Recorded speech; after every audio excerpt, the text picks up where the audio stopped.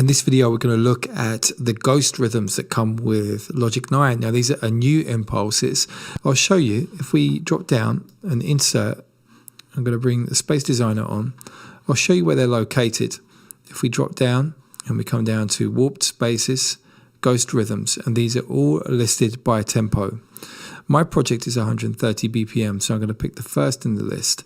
And these are drum loops or musical loops that are going to be superimposed into the audio path. So it's using a convolution, so it's changing, the sound of what we're hearing into something rather different. I'll play you this one here so you can get a feel for it. There's a percussive element coming through there. If I take the effect return amount here down, obviously you can hear the original beat. And you can add as much as you want. If you're going to be using one of these with the insert, I definitely recommend you turn on the EQ and roll off the bass, because a lot of these are going to have kick drums or bottom end in them. So this is with the insert, okay? Now, I'm not necessarily going to recommend this. And, this is an interesting concept here, because what we're talking about is this is almost like a production thing. But we're talking about it in a mixing course.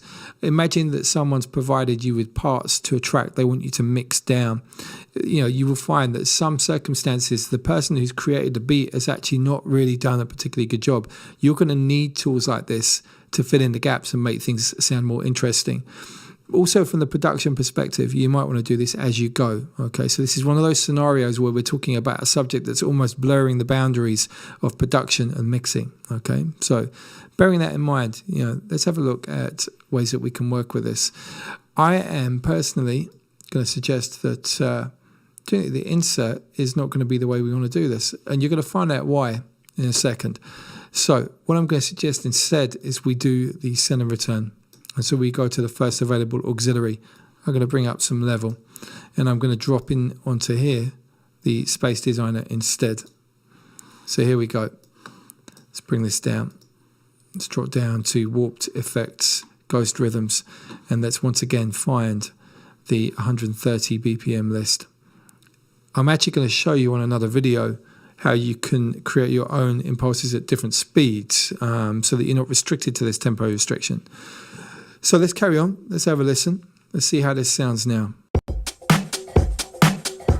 Because we've got the effect return here, what we can do is we can pan.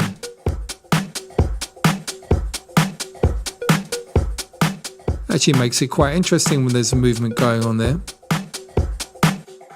Additionally, we can EQ, so we don't have to worry so much about the internal EQ inside the Space Designer. We could do our 200 Hz low cut here, so that can keep things nice and tidy. But the other thing that I would say is a nice thing to do is the fact that we can actually drop down another effect like the modulation tremolo. This is going to move the pan position left and right, and we can decide on the cycles the amount of times that happens per bar. So this is going to alternate, and it's going to go left and right. Have a look at the pan position here. I've kept this central on the return, so see what happens. So we can hear that shifting left and right. Just going from ear to ear, speaker to speaker. It's got a really nice, interesting flavor. Let's try another impulse. So if you're looking to get some stereo interest in your recording, this is a very good technique. And of course, there are going to be times when you want to use the insert method. But the benefit here is we can keep the original drum focused in the middle and just fill in some of the gaps to the side.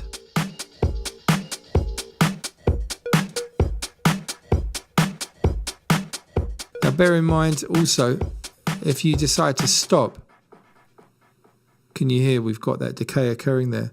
What you want to do is just on your return, in your sequence, just mute, using the automation. So that's something you can do. I'll show you.